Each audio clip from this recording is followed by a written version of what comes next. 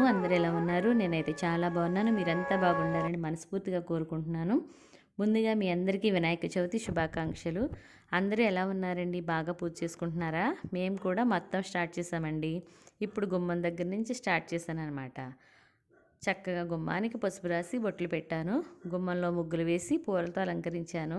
ప్రతి పండక్కి ఇలానే చేసుకుంటామండి.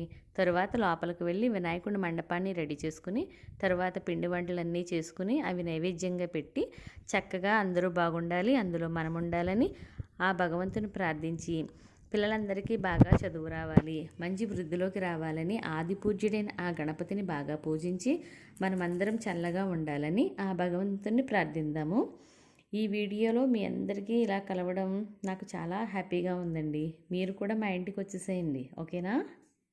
భగవంతుడికి ఎంత అలంకరణ చేసుకుంటే మనసుకి ఎంత తృప్తిగా ఉంటుందండి. ఇంత అలంకరణ చేయమని దేవుడు అడిగాడా అని కొంతమందికి అనిపించవచ్చు.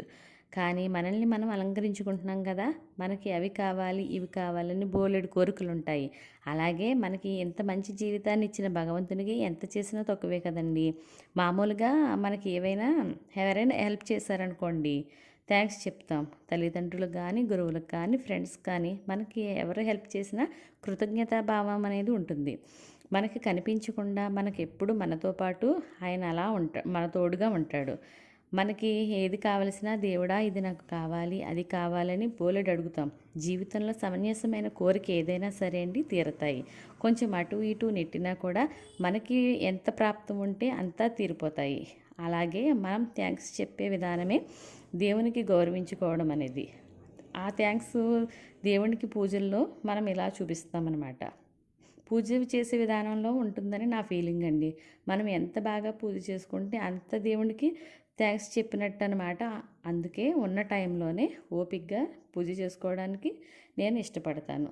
అలంకరించుకోవడం అనేది మన ఇంటి దేవునికి ఎంత అలంకరించుకుంటే అంత ప్రశాంతంగా ఉంటుంది కదా, ఆ ప్రశాంతత కోసం అన్నమాట. ఇప్పుడు సింపుల్గా డెకరేషన్ చేసుకుందాం రండి.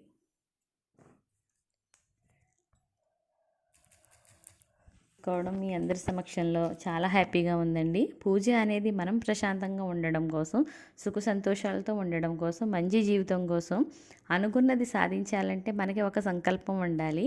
ఆ సంకల్పం భగవంతుడి ముందు అనుకుంటే ఎలాంటి దానినైనా ఎదుర్కొనే శక్తి మనకి వస్తుందని నా నమ్మకం. పూజ అంటే తృప్తి, ఆనందం అన్నీనండి.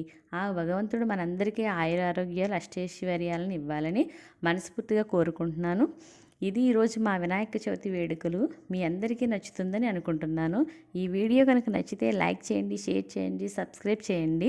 అందరూ బాగుండాలి, అందులో మనం ఉండాలి. హ్యాపీ వినాయక చవితి అండి. మళ్ళీ ఒక మంచి వీడియోతో మీ ముందుకు వస్తుంది మీ అను.